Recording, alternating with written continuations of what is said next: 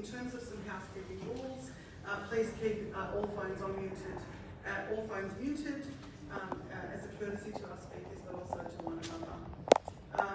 The event will be held obviously in a COVID-safe way, adhering to the restrictions imposed by the New South Wales Government and by centre management. That includes wearing masks at all time inside this room and also in the foyer. So if you do need to go to the toilet or if you do need to leave, please keep your masks on. Obviously, you need to be fully vaccinated. Sorry for any inconvenience, but we've got to adhere to those rules. We thank you all for making the effort to come here tonight. You're all distinguished guests, but I certainly want to acknowledge the presence of some very distinguished guests with us tonight. The Honourable Bob Carr, His Excellency Azad Abdul Hadi, the Ambassador of Palestine, Shaukat Muslimani, MLC, the Member for Auburn, my good friend Jim Bolts, the Mayor Carl Asford, and my good friend Naja Saleh. Welcome to each and every single one of you.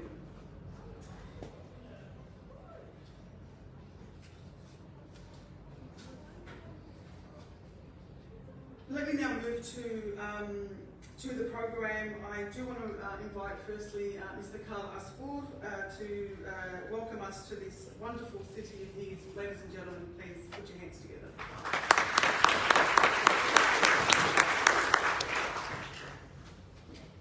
Thank you, Ola, and thank you everybody. Can I also acknowledge, or pay my acknowledgements to the traditional owners of this land and pay my respects to what is past, present and emerging, and of course acknowledge all the wonderful guests that are with us today that Ola mentioned, the parliamentarians, Your Excellency, Bob and John. Thank you for being with us this evening.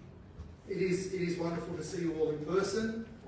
It's been 3 to 4 months of Zooming and Microsoft Teams, and I for one have had enough of it. So it's good to be in the room with you all, sharing I think what is an important event, and it's really important for us to hear about tonight's book, launched titled Dateline Jerusalem, Journalism's Toughest Assignment.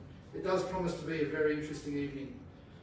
Friends, I'd like to begin by thanking the Arab Australian Federation, in particular Secretary Hassan Musa and the President Eddie Zamaniri, and the entire board for coordinating and instigating this important dialogue. It's a conversation which in many parts of the world will be shut down by those suppressing the truth. Joining us tonight to discuss this first-hand account about the influence of the powerful lobby groups and how they shape reporting about Israel are two very eminent and authoritative Australians. The book's author, John Lyons, is no stranger to the Middle East. He's also no stranger when it comes to the media. He's highly accredited with 3 Walkley Awards and is currently head of investigative journalism at the ABC. He's also held senior leadership positions at the Sydney Morning Herald and the Nine Network. But it was his reporting on the Middle East over many years as a correspondent with the Australian newspaper which gave him an insight into the politics at play behind the Israeli-Palestinian conflict on the ground.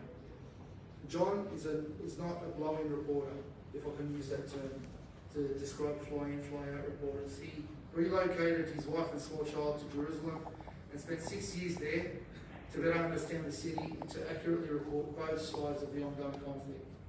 But it was the conflict he encountered from some media colleagues, pro-Israel lobby groups and some media executives that are featured in his latest book. And of all that, I have read another of John's books, Balcony Over Jerusalem, and it is just that, reporting of the conflict sitting from his balcony. Both are written with the knowledge they would attract criticism and intimidation. Next to our guest, who I know all of you know, and needs no introduction, welcome Mr. Bob Carr. Mr. Carr, as you know, was the longest serving New South Wales Premier and served as Australian Foreign Minister. And as Foreign Minister, he was instrumental in shifting Australian policy on Palestine and pushed for Australia to modify its automatic support for Israel in the United Nations, in the General Assembly. And be under no illusion, his position on these issues has attracted the wrath of many commentators and the pro-Israel lobby groups. Bob is indeed a true leader, an inspiration for all our community, a scholar, a philosopher, a lover of history, and a passionate advocate of humanity. I'm thrilled to have both of you with us this evening, here in Canterbury Bankstown. I am looking forward to their insights and maybe hearing some of the backstories that maybe didn't make it in the book. And if there is one thing I believe we would all agree on tonight, it's that there have been many attempts to resolve this conflict and the bloodshed in the Middle East over many, many years, and all have been short-lived. My hope is for peace through the accurate and unbiased reporting, which will give the world a clearer picture on a situation that is a hotbed waiting to explode once again. So thank you, John, and thank you, Bob, and welcome to Canterbury Bankstown.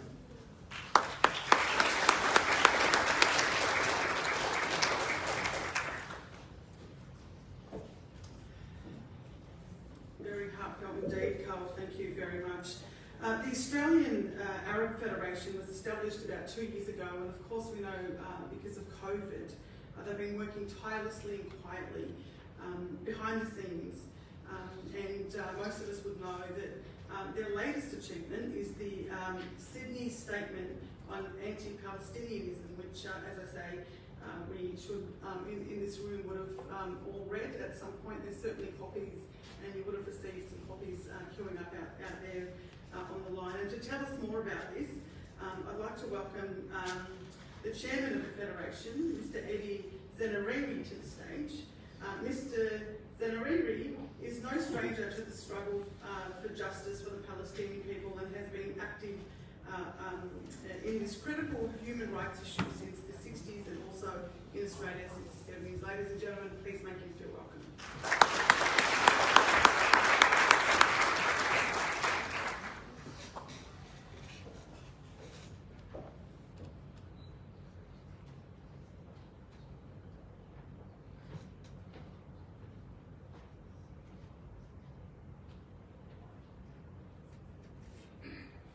Good evening, ladies and gentlemen. I would like to reiterate my acknowledgement of the custodians of the land where we meet tonight and acknowledge their elders, past, present, and emerging. At the expense of costing us a couple of minutes, I would like to also recognize Professor the Honorable Bob Carr, whom we all know. This man had done a lot of work. To some extent, he had worked tirelessly and done a lot of heavy lifting on behalf of the Palestinian cause. So welcome, Bob. I would like to also acknowledge the presence of this Honorable Shawkat Musulman, I'm sorry, I'm short-pressed, and Linda Waltz, some others. I would also like to thank our mayor here of the biggest LGA in Sydney, if I'm right, yes, Kala School, and of course the Palestinian delegate to Canberra, who's also known to us as Palestinian ambassador. Welcome, Azat Abdelhad. We're all keen to listen to what is going to happen as a conversation. I left John Lyons to the end because many of you have not met him before. I haven't met him until recently. John is the kind of fellow who's a professional journalist who inspires me, and I'm sure a lot of others, with his professionalism, his integrity, and his courage to take whatever stance he had taken. So thank you for all that, John. My friends, I'm not going to make a long speech, just 2 points very quickly. One regarding the AAF. This organization is an umbrella organization that was devised to protect the legitimate interests of the Arab Australian community.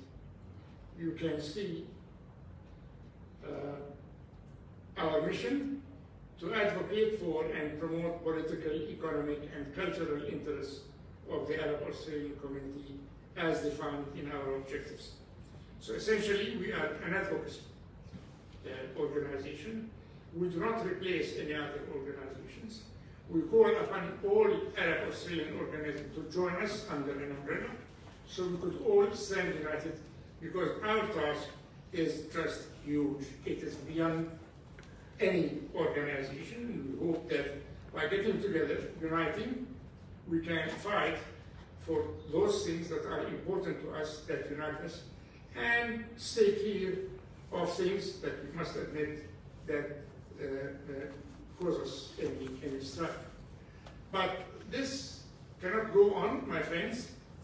COVID-19 had hindered us from having large public meetings, but we were working extremely hard, silently and quietly, not only in preparing the organization, but also in advocacy work. We fought a lot of battles, most of them calm, quiet, but also effective. We fought the battle for Shawkat Mosulmani, who was the subject of a conspiracy, and you all know of that. We are honored to have been part of his support group. Shawkat, you're welcome. We have also written a number of times to our government on policies they had taken at the United Nations, voting with Israel consistently, and they replied rubbish, essentially, that, oh, we criticize Israel in private, but we're not willing to take a stand publicly. We do not buy that. Recently, a very active pro-Israel Zionist had been appointed to the board of SBS. We had an issue with him 8 years ago. Vikil Hadif used to be the director or president of some state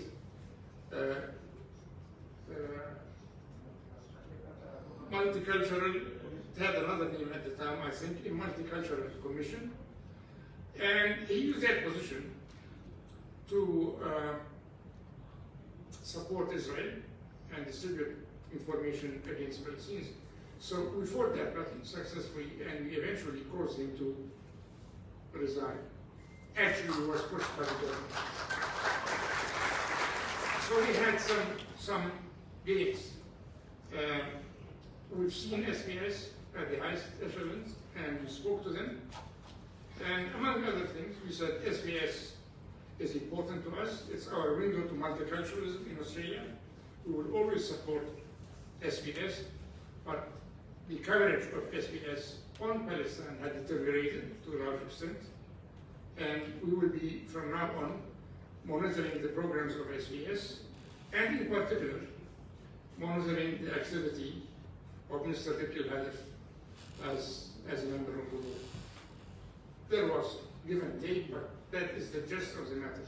And they know that we will be watching, and they know there has been a history before where we butted heads with him in the past.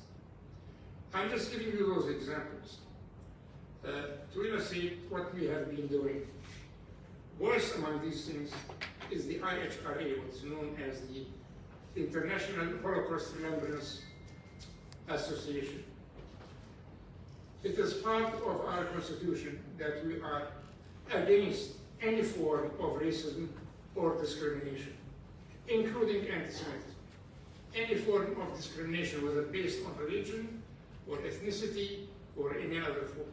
So in that respect, we will stand with a Jewish community that is subject to attacks based on anti-Semitism.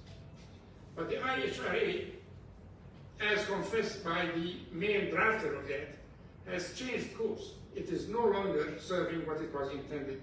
6 of the examples of the IHRA relate to the behavior of Israel.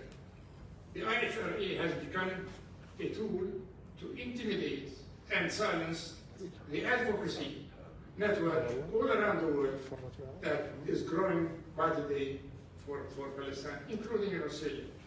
We see them on campuses causing academics to be kicked out, We see them at the level of governments, where they are pressurizing governments to adopt the IHRA, which means adopting also the examples, which means silencing the pro-Palestinian advocacy, and so on and so forth. It goes on.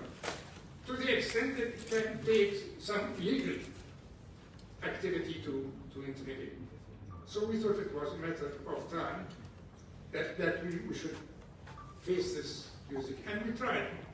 We wrote to the government, we wrote to other politicians who made statements regarding acceptance of IHRA. Sadly, some of them were traditional friends of Palestine, but we wrote and we continue to deal and act and interact with those politicians.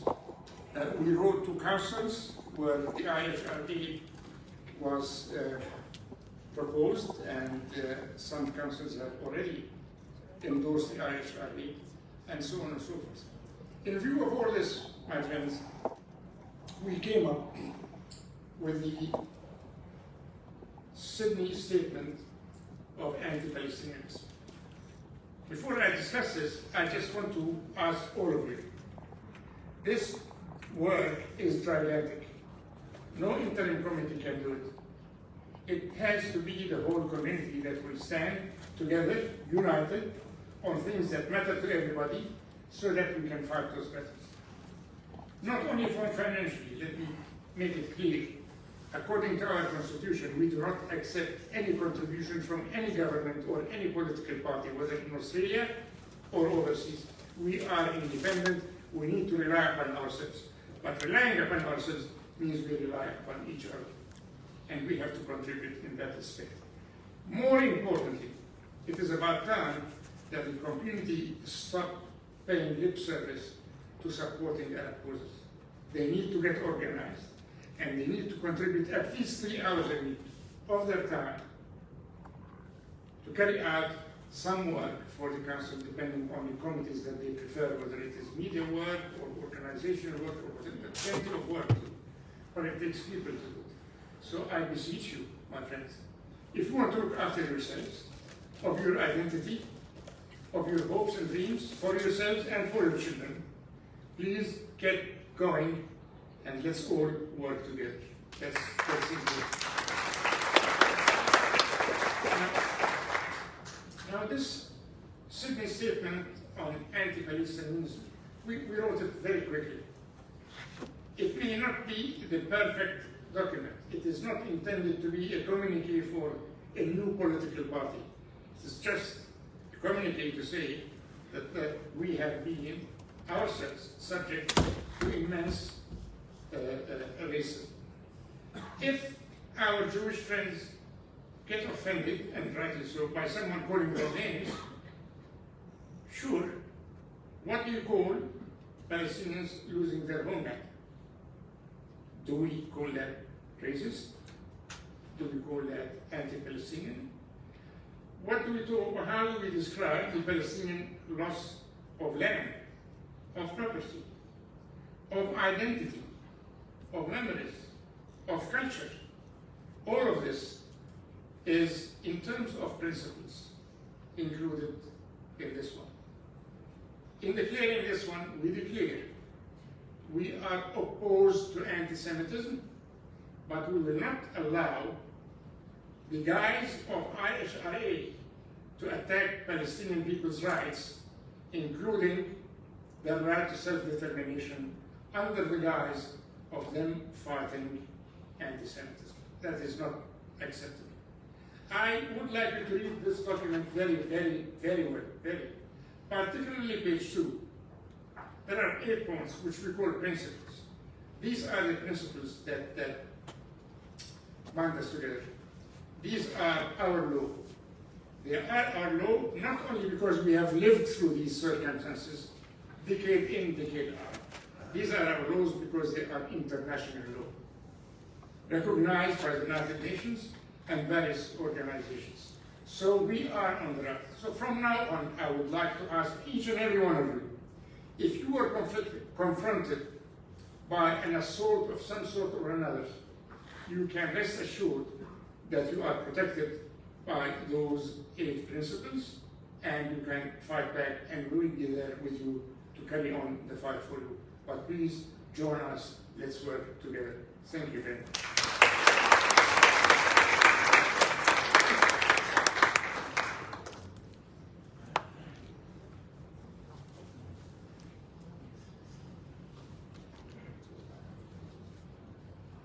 Ladies and gentlemen, that was a very clear call to action. It is only when we stand together that we can make a difference. Ladies and gentlemen, membership is the only source of funding, as we've heard, for the Arab Australian Federation. If you'd like to see the work continue, if you'd like to be part of that work, please join. There are some board members around.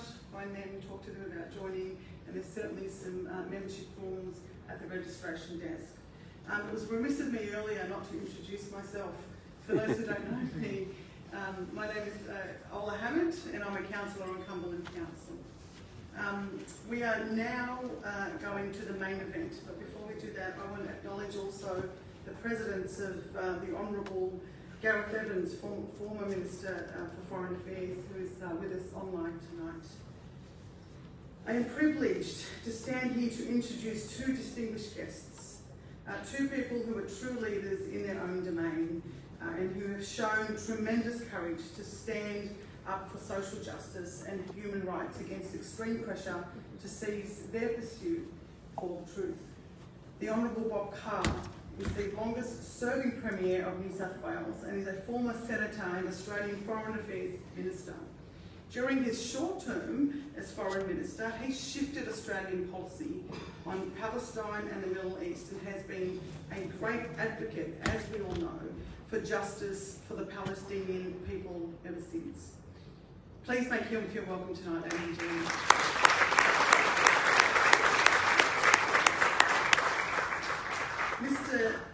Mr. John Lyons, an award-winning journalist who has just published a book titled Dateline Jerusalem, Jerusalem's Toughest Assignment. The book exposes the influence of a powerful lobby on what is and what is not reported on in relation to Israel. John spent 6 years in Jerusalem as the Middle East correspondent for the Australian.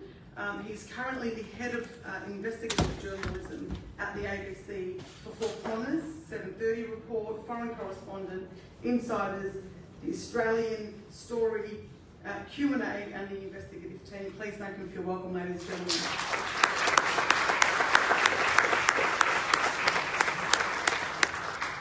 There is a microphone right there in front of my good friend Linda.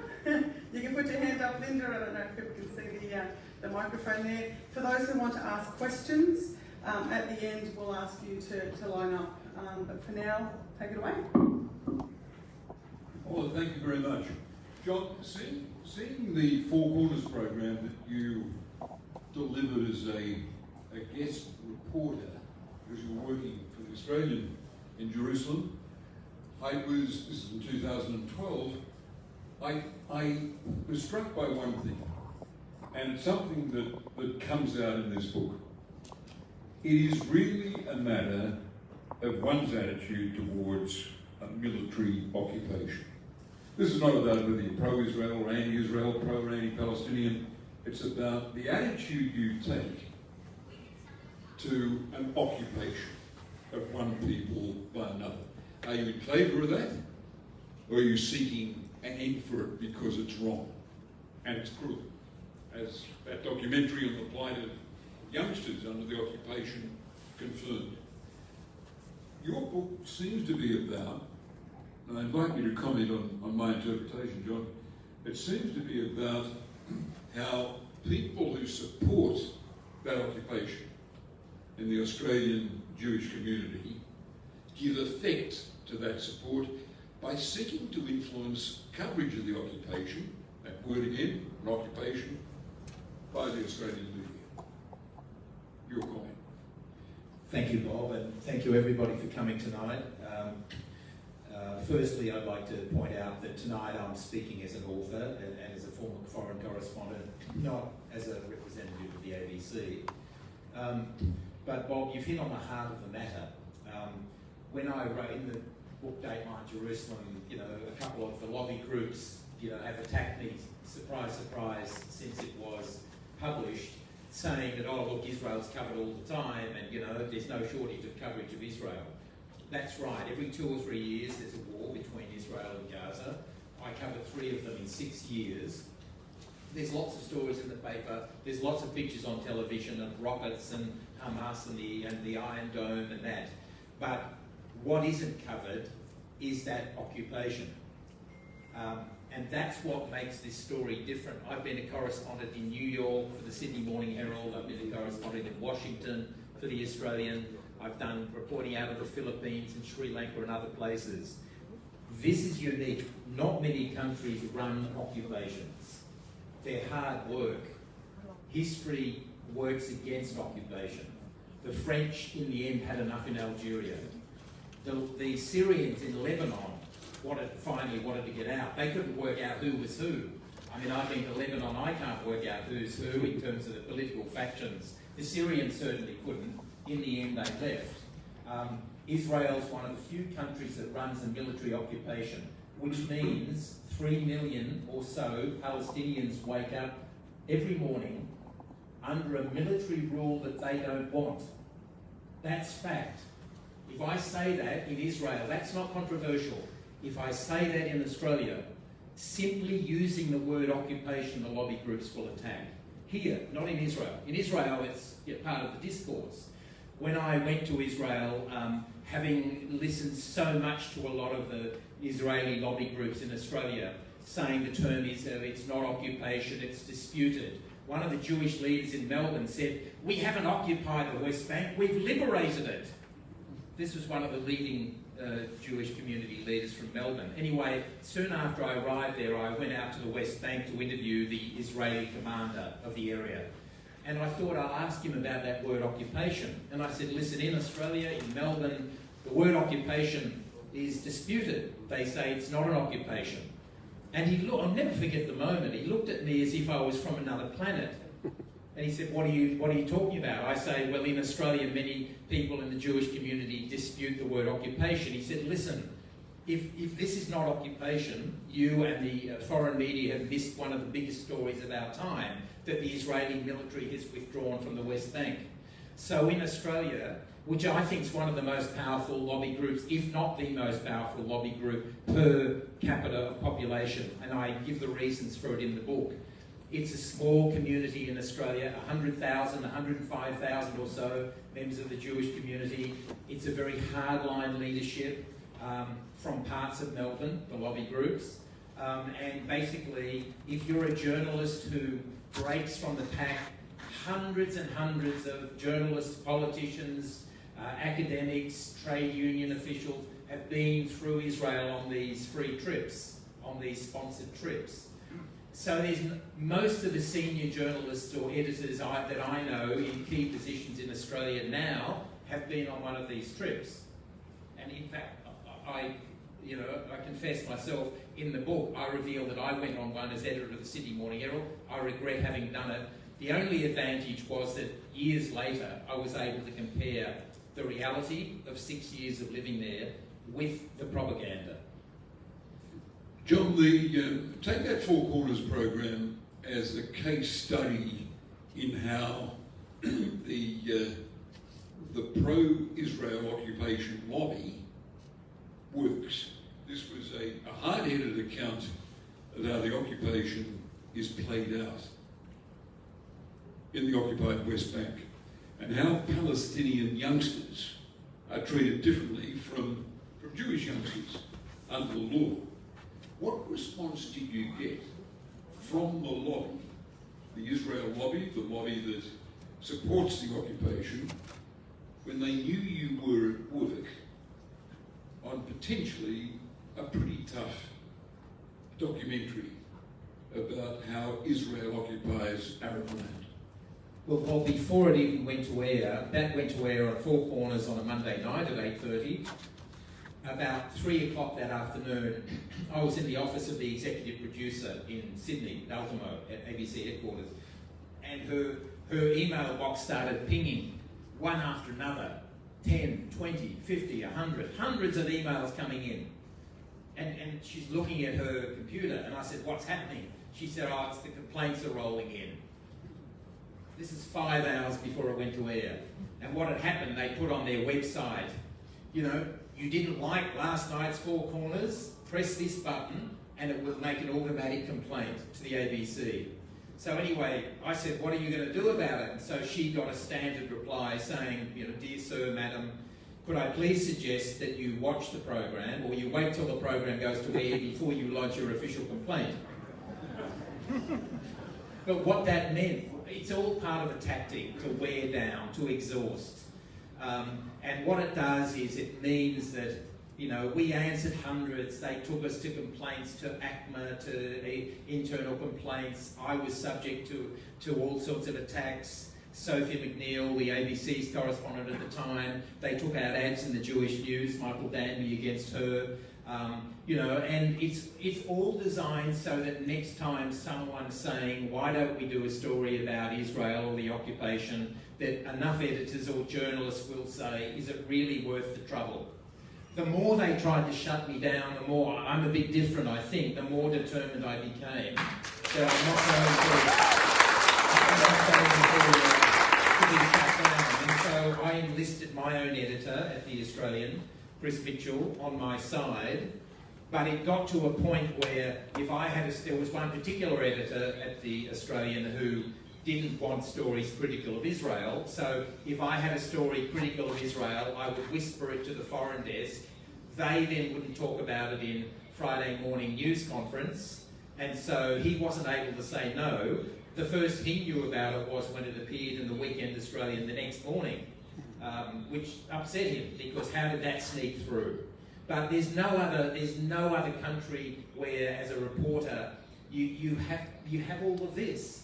The Israeli embassy, Israeli diplomat, you would know, and Janine, 21, 22-year-old, Palestinian Australian, and they came and they saw the editor.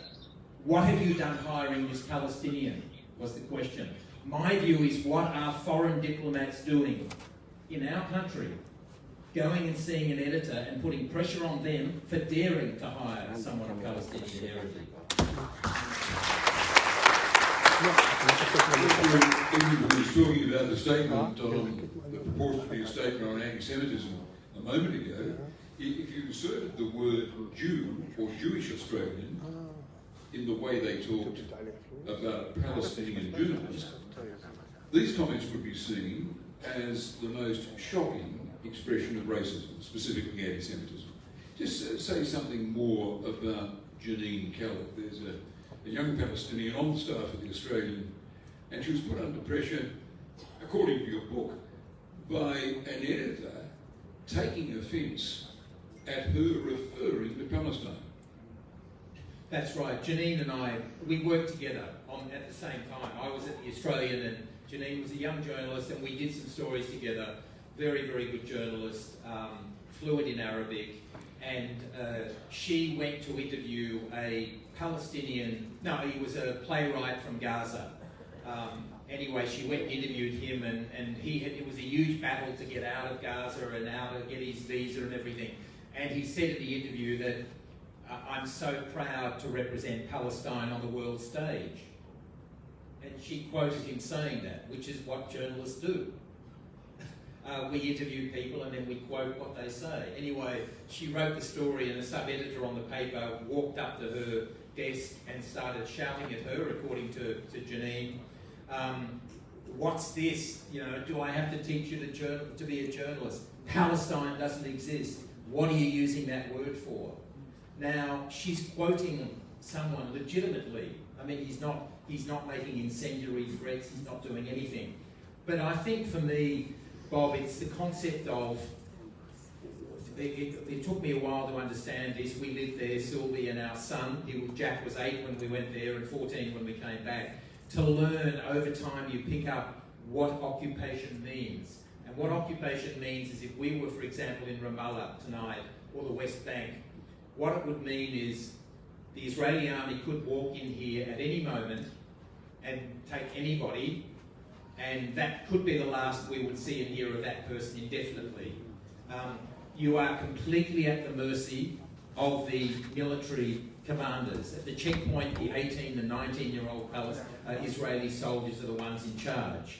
And for me, there were one or two crucial moments which gave me an insight into the soul of where Israeli politics has gone, not the Israeli public, because there are some heroic Israelis. We saw some of them in the Four Corners, Yehuda Shaul, Gabi Lasky. Some of the courage of the Israelis that I've seen is, you know, it's easy for me to speak out like this, but if you're living in Israel, it's tough.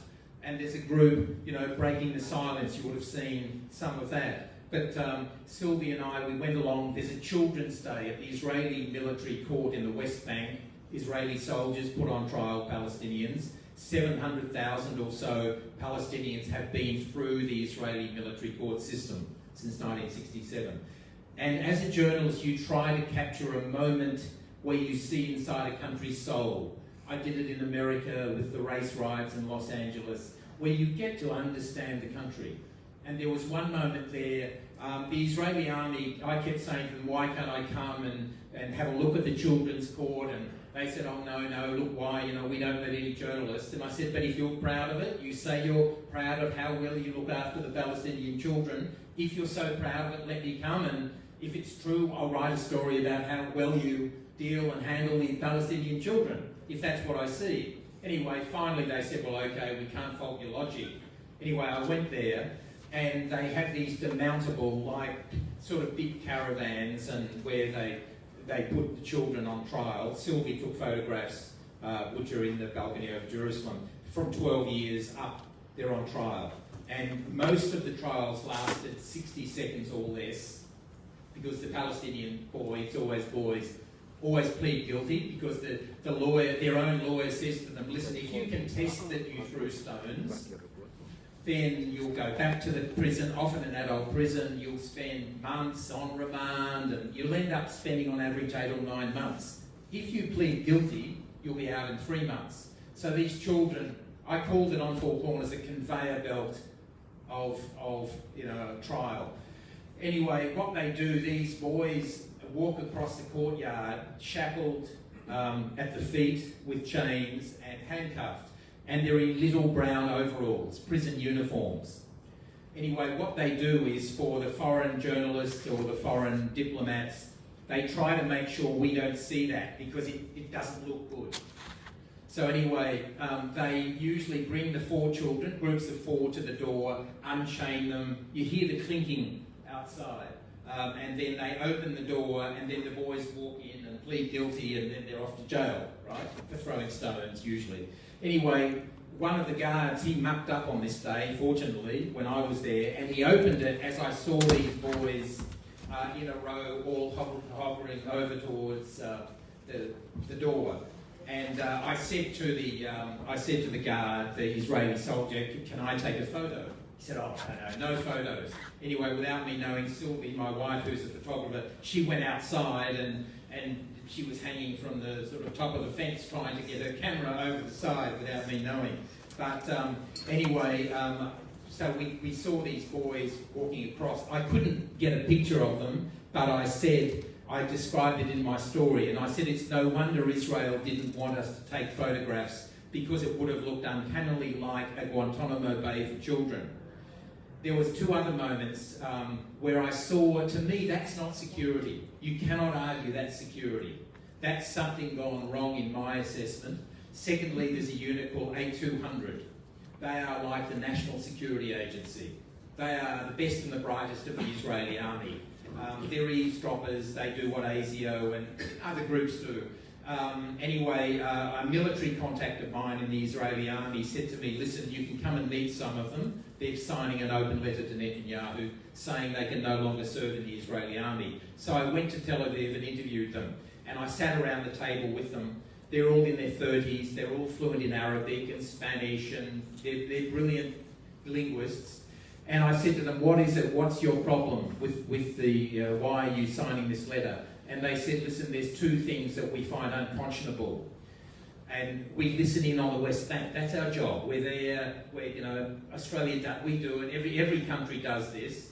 but they said we sit there and we listen to conversations between Palestinians in the West Bank, and we're trained to hear if there's two men talking, perhaps it's a gay relationship. We're trained to pick that up, and then we get one of our agents in the West Bank who will then go and meet one of these two and say, listen, you know, over a coffee or something, we don't worry about you being gay. Tel Aviv's the gay capital of the Middle East, so no problem. But we know in your village, we know with Christians and Palestinians, it's a conservative society. So nobody needs to know that you are homosexual. We will keep it to our own secret. As long as once a month we meet, you tell us a little bit about your imam, and a little bit about your employer, and a little bit about your colleagues. And the other thing they were trained to get was listening for medical diagnosis. Cystic fibrosis was one. And they said, this is the Israeli soldiers telling me this. This is not me doing this. And they said, we listen to hear, if a father is saying to someone, my daughter has cystic fibrosis, then we say to our manager, we have an interesting one here.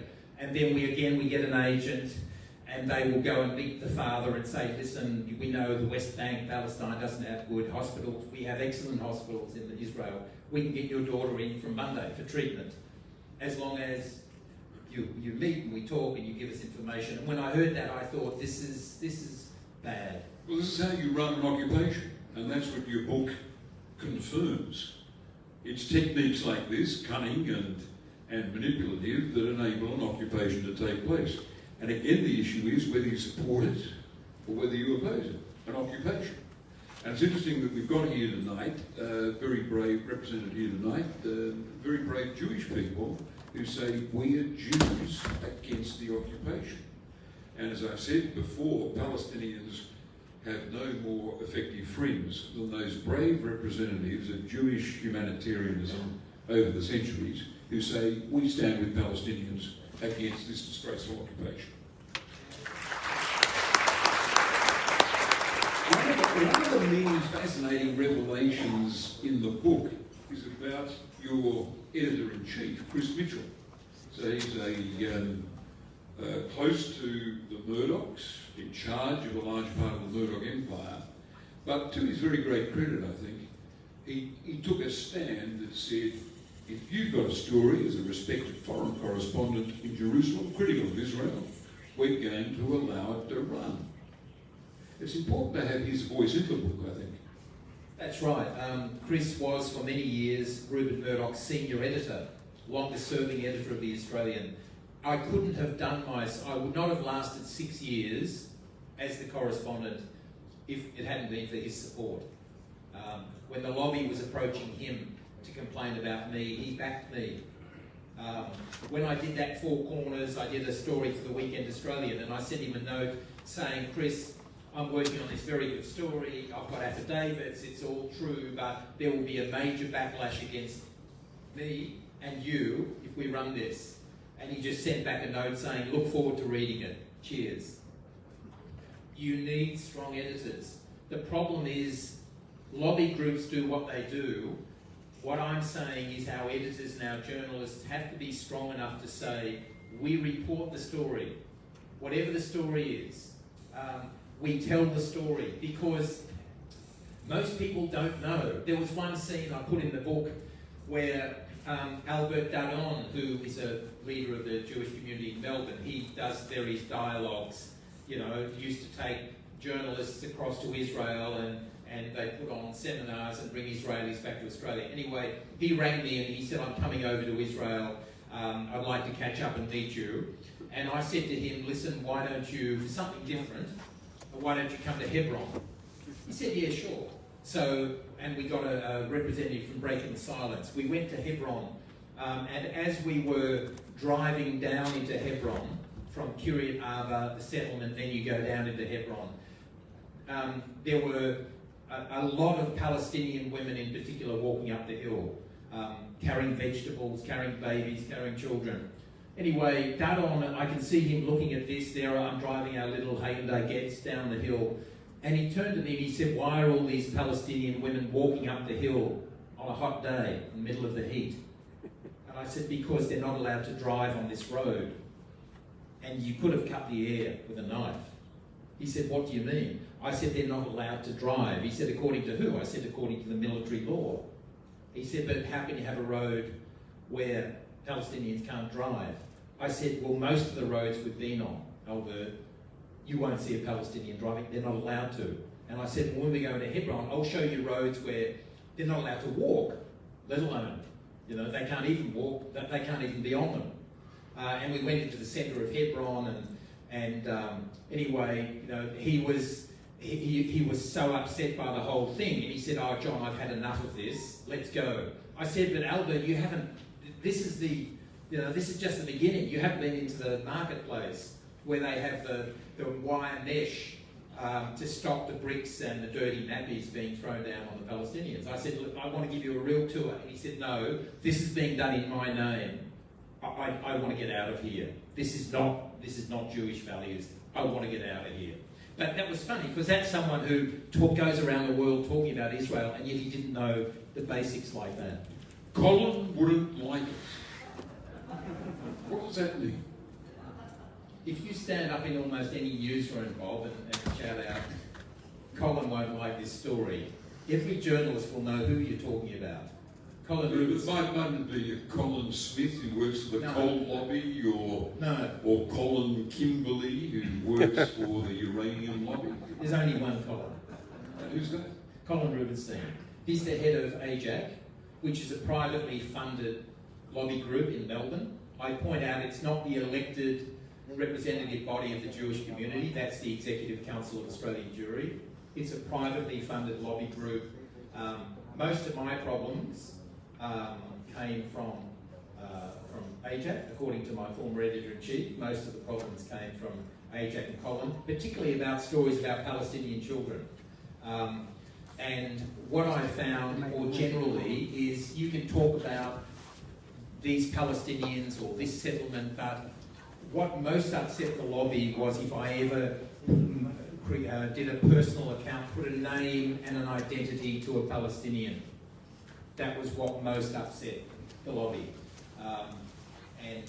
You know, they can handle it if you talk about as a group, but people would say, oh, Colin's not going to like this, or Colin's not going to like that. I got a lot of emails from Colin when I arrived there in Jerusalem, telling me what he didn't like about my stories, or this or that. And then I enlisted my editor-in-chief, who gave me free license said you can respond to Colin however you would like to. And then his role during Prime Minister Netanyahu's visit, I thought, was fascinating. I thought we'd legislated against foreign influence in Australian politics. But tell that story, because it makes the point that I've made publicly, that the biggest source of attempted foreign influence in Australian politics comes from, and I won't say the pro-Israel lobby, I say the pro-Israel occupation lobby. Sure.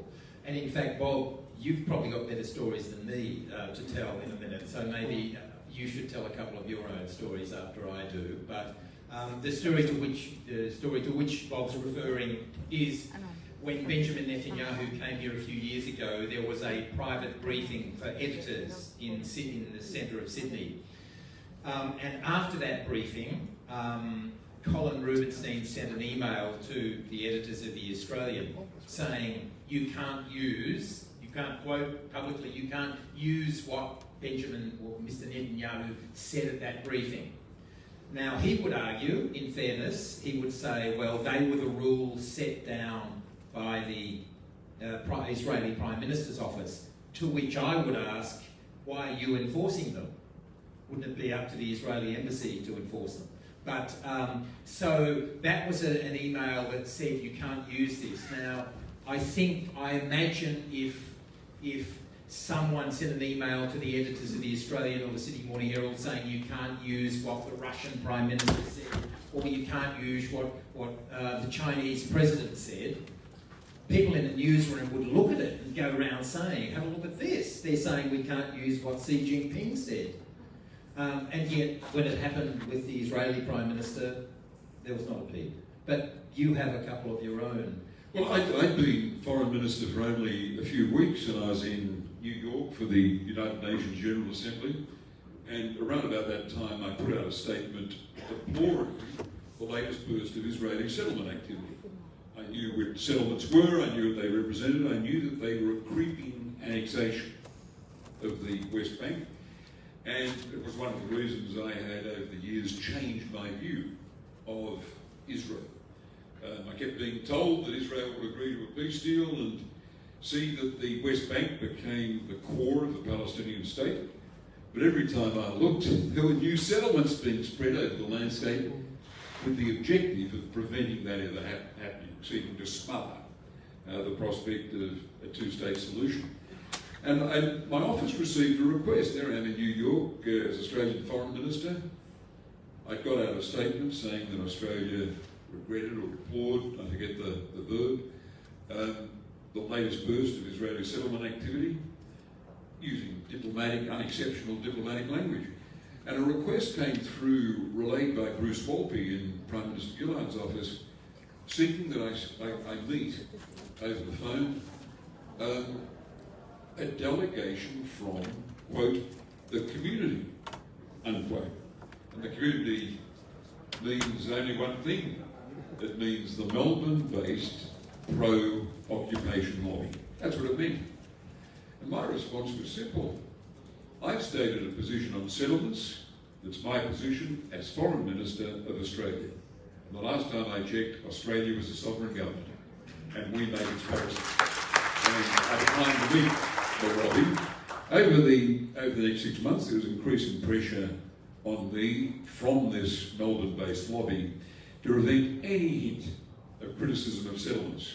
Any statement I made on this had to go in draft form to Prime Minister Lyons' office, where it was overruled until the issue came up in the Labor government on how we voted in the UN on that motion in late 2012 to elevate the status of the Palestinian delegation.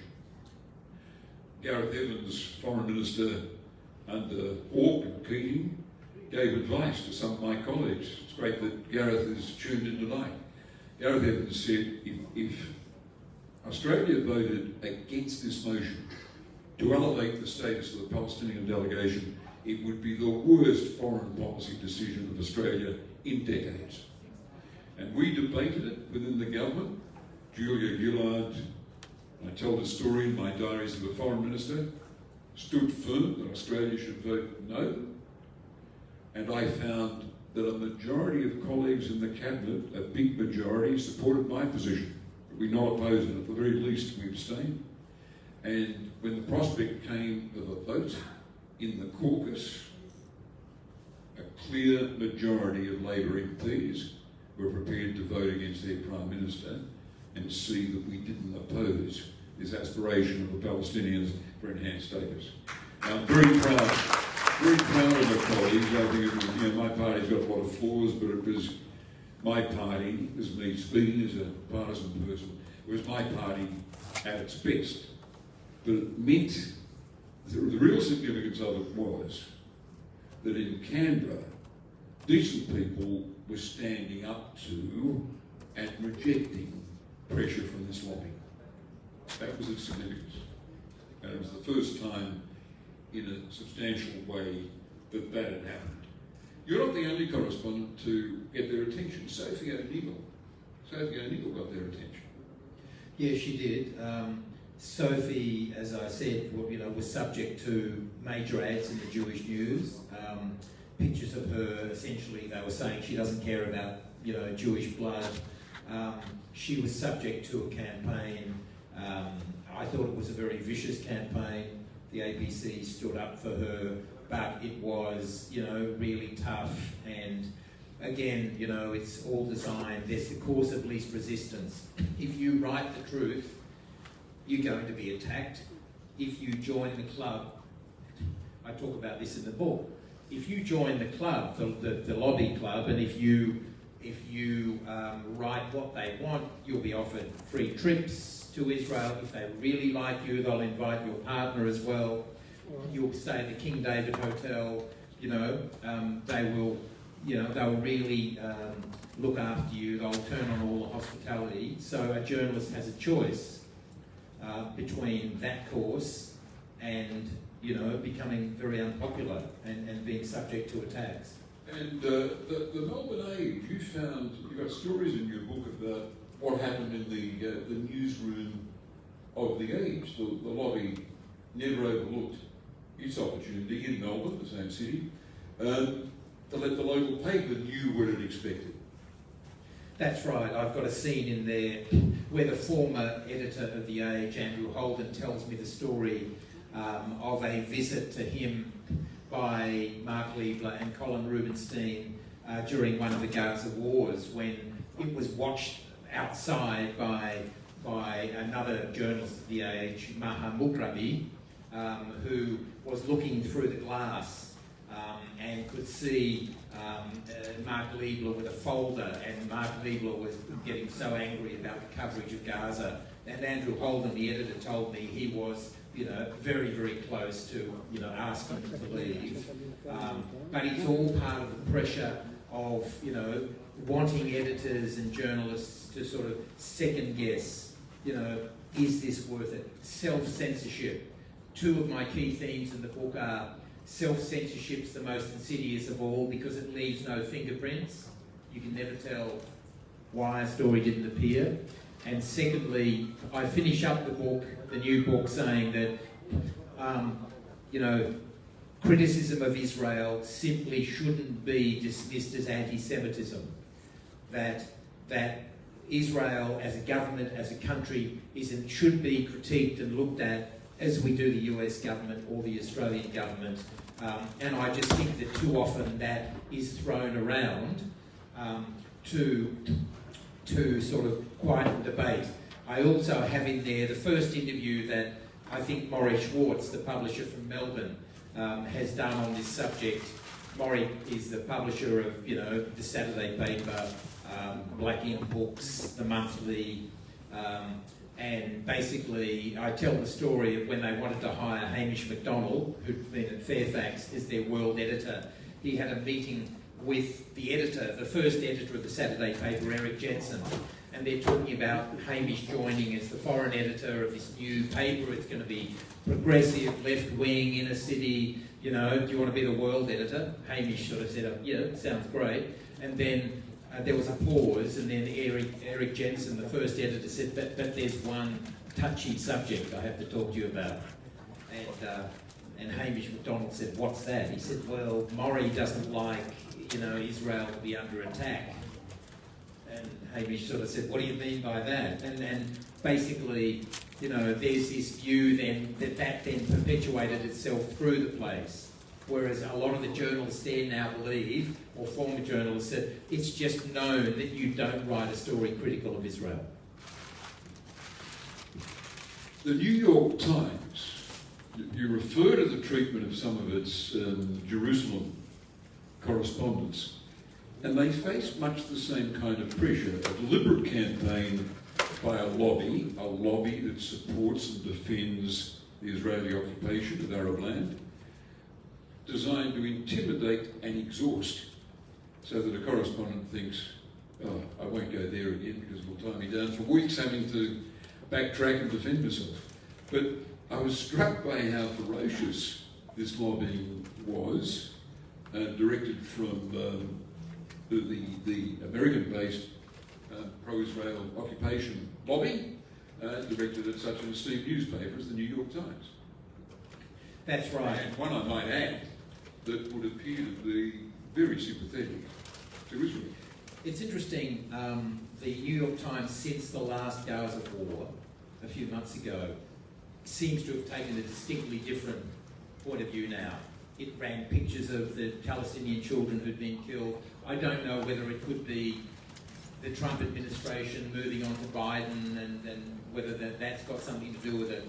But they've certainly changed their tune. They've got a very good journalist there, Patrick Kingsley, who's doing some exceptional work now, British journalist, who's being subjected to a campaign by various groups at the moment. But I interviewed the New York Times journalist who was there when I was there, and I researched what was going on there.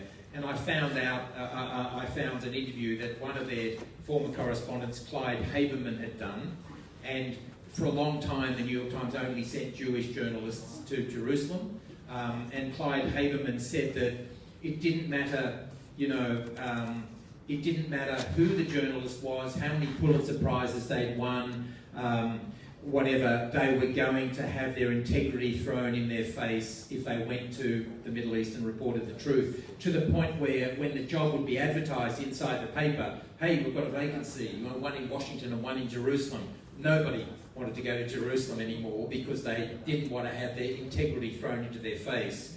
But then he gave this extraordinary quote, Clyde Haberman, where he said that, half-jokingly, he said, after he'd finished his time as a correspondent, if I didn't want to be accused of hating Israel, I should start every one of my stories with the following words. 50 years after 6 million Jews died in the Holocaust, Israel yesterday did one thing or another. And he said that basically it was, the fact that nobody wanted to do that job for them, I thought was really interesting and really sad. That's how powerful they are. And when I talk about the power of the lobby, many of you would be familiar with the story out of Texas, where a Palestinian-American woman, a speech therapist, she's got 4 children, she's an American citizen, they're all American citizens. When her contract for renewal came up, her employer, the state of Texas, I think it was, wanted her to sign a pledge of loyalty to Israel that she would not support or engage with anybody who wanted to boycott Israel. And her view was, well, why? What have I got to do with Israel? I mean, it's a free country. America prides itself on free speech. Anyway, they sacked her because she wouldn't sign the pledge. She challenged it, went through the courts, she got her job back. But why is that happening in Texas? Why is a woman, an American citizen, losing her job because she won't sign a pledge to do with Israel? Yeah, it's remarkable. We need to ponder that. Democracy dies in darkness. And that's why, in my view, this book is very important. It exposes a well-funded and persistent lobbying campaign designed to close down criticism, not of a country, but of that country's behaviour in territory that doesn't belong to it, under international law, that's clear, through an occupation, a harsh and cruel occupation. And that's where we are. Now, can I invite questions? You've heard me, you've heard John Lyons, the author. Some of you have already bought the book. It's one worth buying another copy of to share with a friend or an influencer.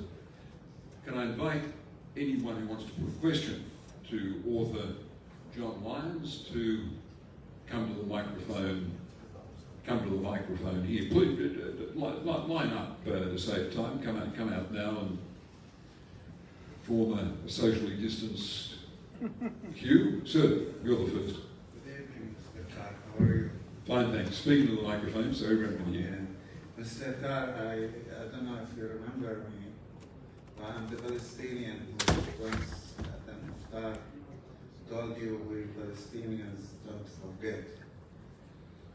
And you said it up in the speech. One thing I don't forget is when they asked Hillary Clinton, what about the rockets? What about the rockets? And she answered, I don't know, because we didn't have any rocket war. There was no war only by rockets.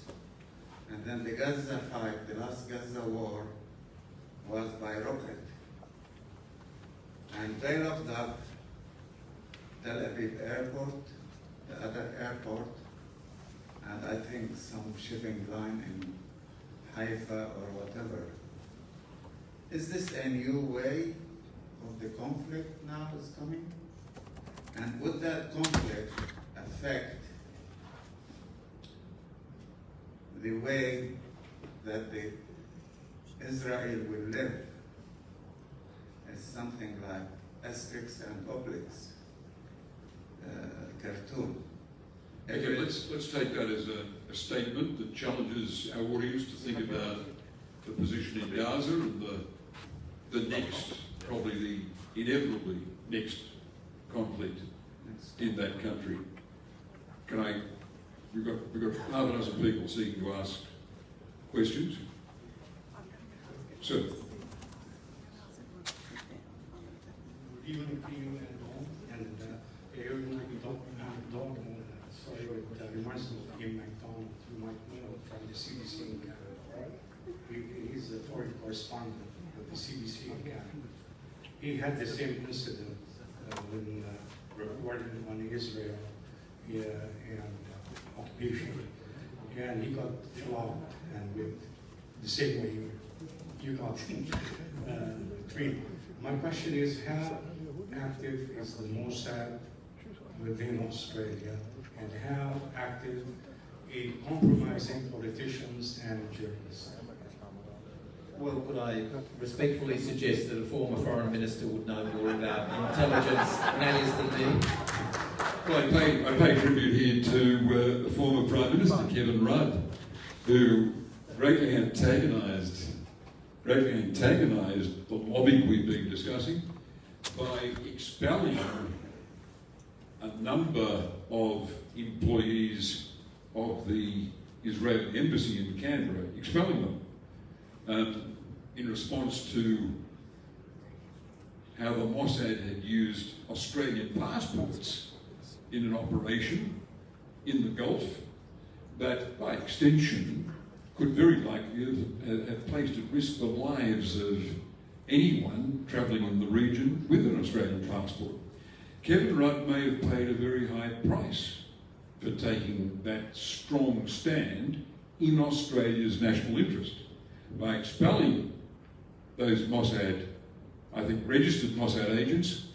He might have invited the retaliation that saw an Australian Prime Minister and a coalition government make it clear they weren't supporting an Australian candidate for Secretary General of the United Nations. That might have reflected lobbying of Malcolm Turnbull by the very lobby we've been dissecting tonight. Beyond that, I haven't had briefings. And if I'd had briefings as Foreign Minister on the operations of a foreign intelligence service, I'd be bound not to share it with you. But we had other people queuing to ask a question. I've asked Bob, thank you. I've asked everybody to take their seats because we're trying to do this in a quick and safe way. So I will bring the microphone along to you. So if you want to speak, please raise your hand. Bear with us. Can I just remind everybody, we've only got about 10 minutes to go before we've got to wrap up. So please keep it short and simple. Thank you. We'll start here and then we'll go here. Thank you. On behalf of every Palestinian child, I would like to say thank you, Honorable Bob Carr, and also John. I hope, John, that book you wrote will be the last book about the Palestinian tragedy, because my name is Lyons. I'm a Palestinian, and I still have the key of my home. I left it in Lebanon in 1972, 49 years ago. There was a debate on ABC television, and that debate really, Sam Lipsky was representing the Jewish community in Australia, and Bill Hartley, on behalf of the Australian Labour Party, was representing the Palestinian side. And I asked a question to Mr. Sam Lipsky. I said to him, Mr. Lipsky, could you tell me please where the Palestinians come from? If they come from the moon, you have a relationship with the American, they can build a spaceship and send them back to the moon. But we come from Palestine, and Jerusalem was built the 21st century before Moses, the prophet of Jewish, was born. Palestinian was there. How come this woman was saying this land being promised by God. Is God a real estate agent to give somebody else property to somebody else? Is that justice? So, really, 49 years, I haven't really got an answer for my question. Thank you. We take that as an interesting comment. God is a real estate agent allocating the land. Is that Vivian? Yep, Vivian.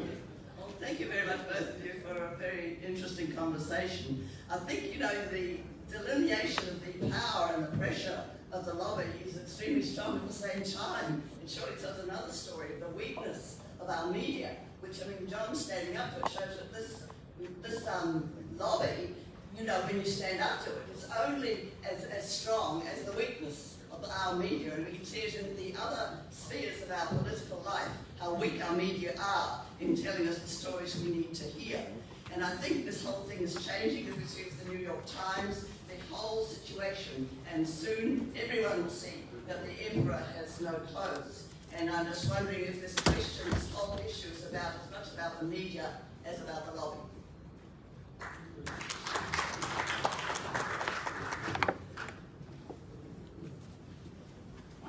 Well, just quickly, the problem is not going away. It's going to get worse, not better. I can't believe for 6 years that Israeli politicians try to pretend it doesn't exist. In the last 3 or 4 elections, the Palestinians haven't been mentioned, and yet the population grows. I think now, if you include Gaza, West Bank and Israel itself, I think it's about 6.9 million Palestinians and about 6.8 million Jewish Israelis. So there were 3 million in 1967 when the occupation began in the West Bank, and there's now 3.5 million or so. That it's not solving itself. I think there has to be a political solution. If there's not, I fear for what is coming for both sides. Vivian, I might point out, is a leading member of Jews Against the Occupation, and we welcome her in that. As is old friend of mine, Cherie Wax. Cherie, do you have a question? Yeah. Just over here. Just over here.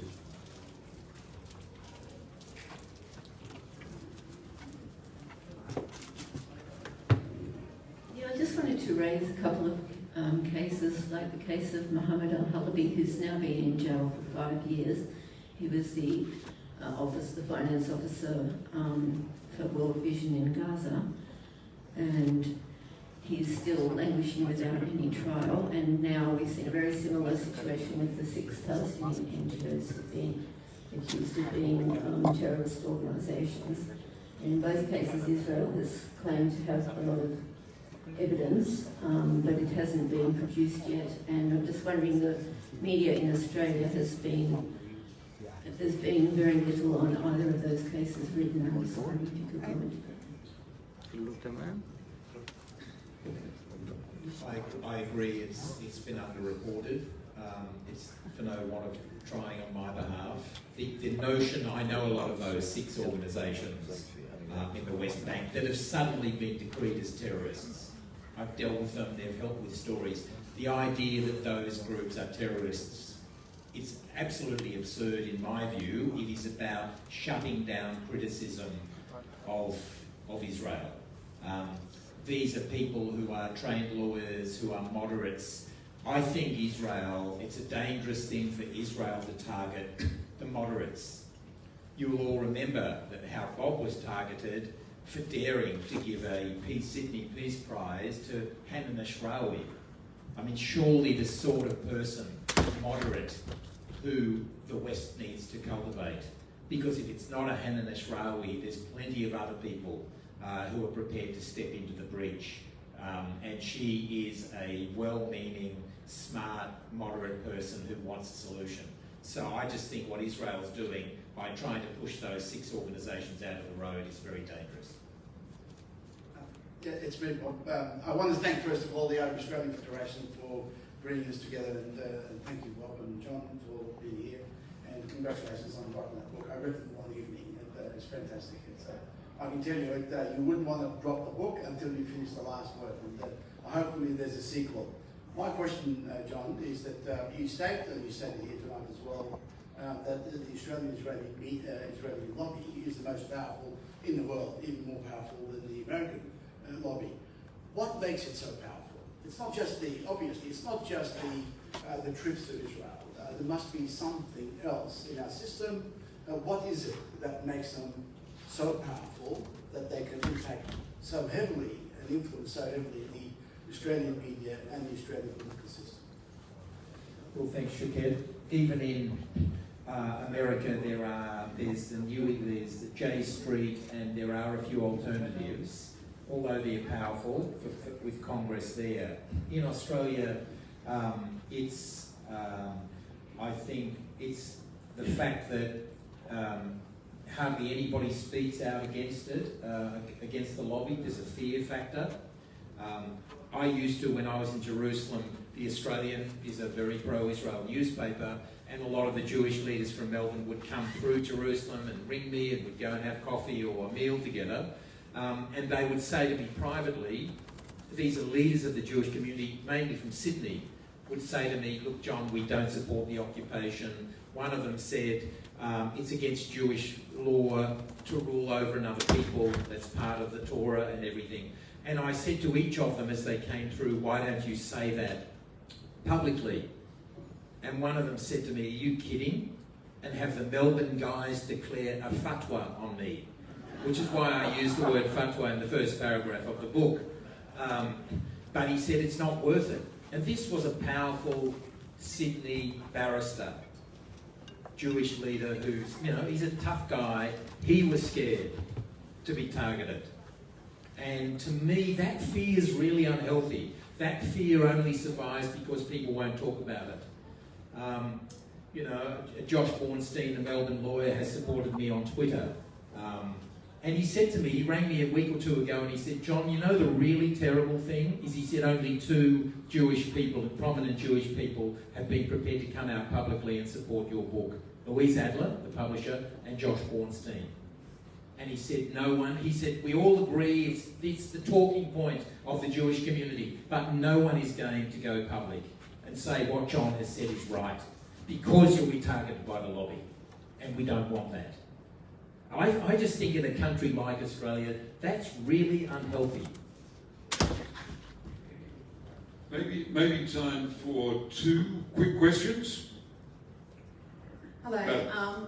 Thank you very much, John and Bob.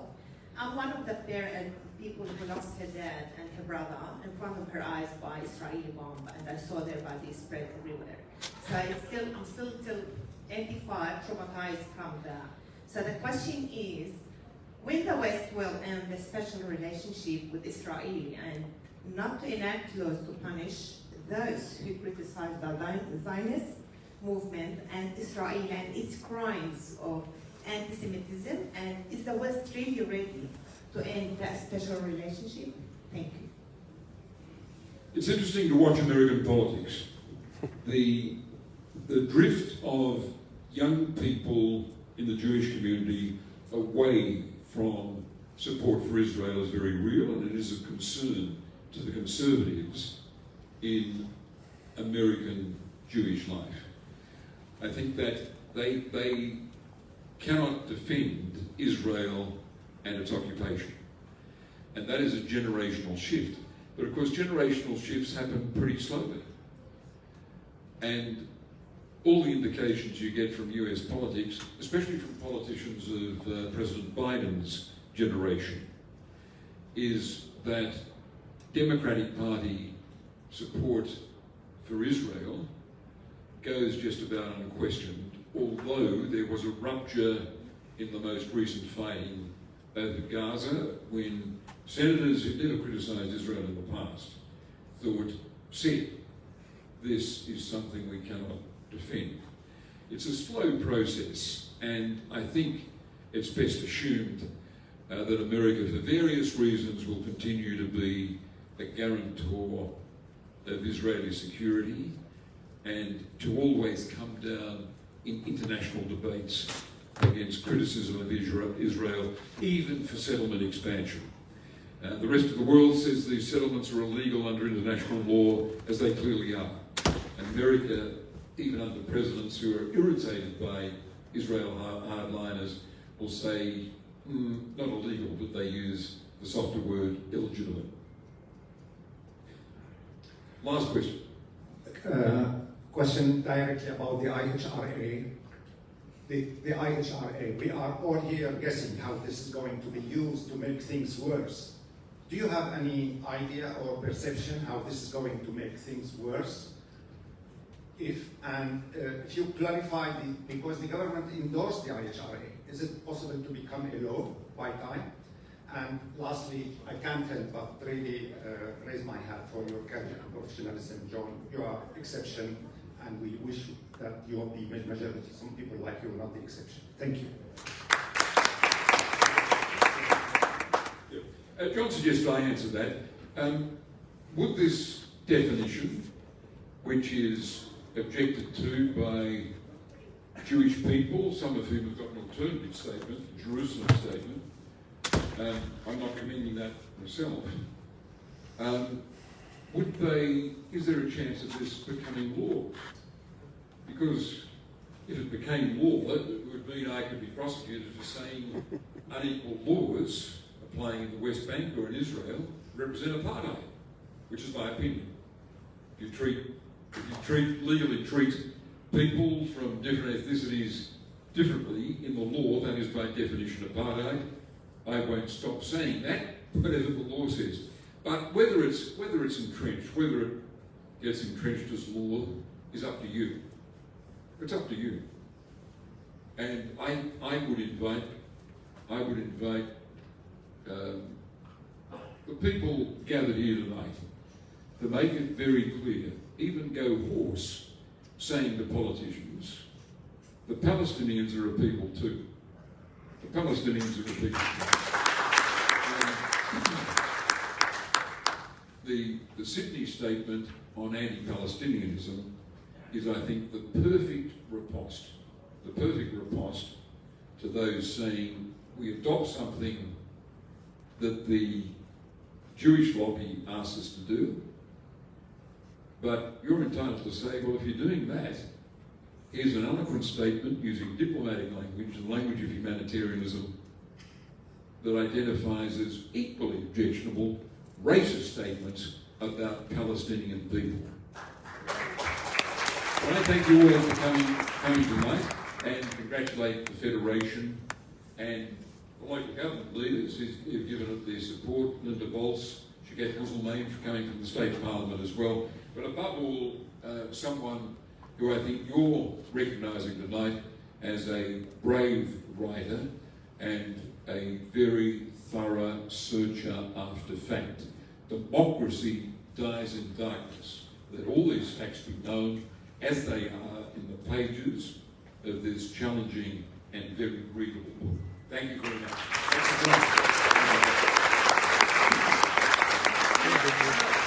Ladies and gentlemen, I want to express my sincere gratitude to both John and Bob for an amazing discussion tonight.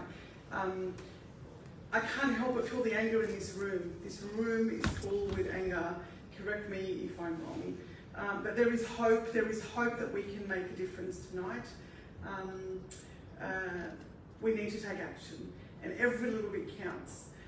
We're asking people tonight to buy John's book. It will be available at the front there. John will be there to sign the book. We're not only asking you to buy the book, we're also asking you to buy 2 books. One for yourself and one for a Member of Parliament, exactly. We want to send our message to the people in Canberra. Please buy 2 books. That's a wrap. It's been amazing. I've really enjoyed it. I'd like now to invite the Secretary of the Arab Australian Federation, my really good friend Hassan Musa, for a vote of thanks. And I also wanted to say it's been an absolute honour and a privilege for me to be a part of this. Please make Hassan feel welcome.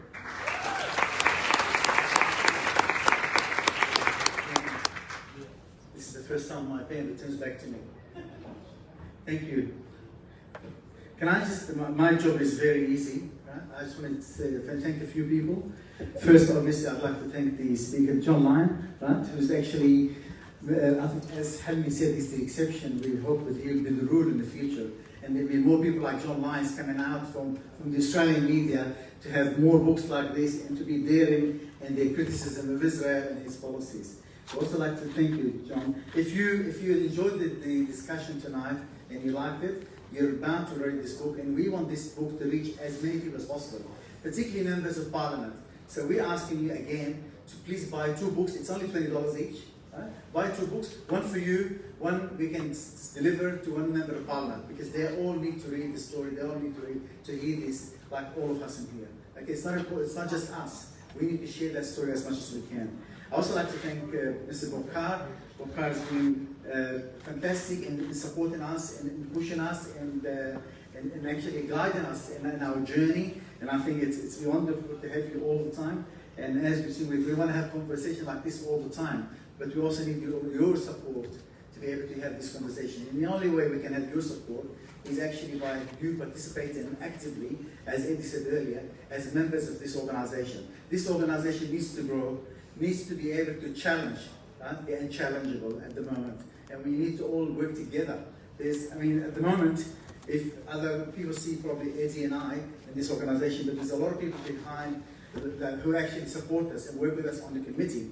And I just want to mention their names, people of the board, like Bashir Sawalha, who's the vice chairperson, Mustafa Hamid, the treasurer, Luay Mustafa, assistant secretary treasurer, Louisa Romanis, board member, and we were helped tonight also by Joe Wesley, Nada Miski, and Denise Musa. I'd like to put your hands together for these people for making this event as good as it was.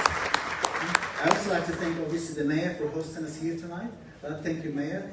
And more importantly, I'd like to actually thank you all for being here, right? And people who were online, we need to acknowledge the fact that Gareth Evans was actually listening to us online, but unfortunately the sound wasn't that good. For those people who are still online and want to actually see this conversation, we can actually send you a copy of the recording. But also, last but not least, obviously, I'd like to thank our Hala Hamid, right? Councillor Hala Hamid from Cumberland Council, who actually MC tonight, did a fantastic job of doing what she did. And let's hope by the time we have the next conversation, Hala will be the mayor of Cumberland. Once again, thank you all. We want our membership forms at the outside. Please fill in and participate. Buy the books. There's also another book that John prepared, and that's a best-selling book, Balcony of Jerusalem. Of course, we're going to have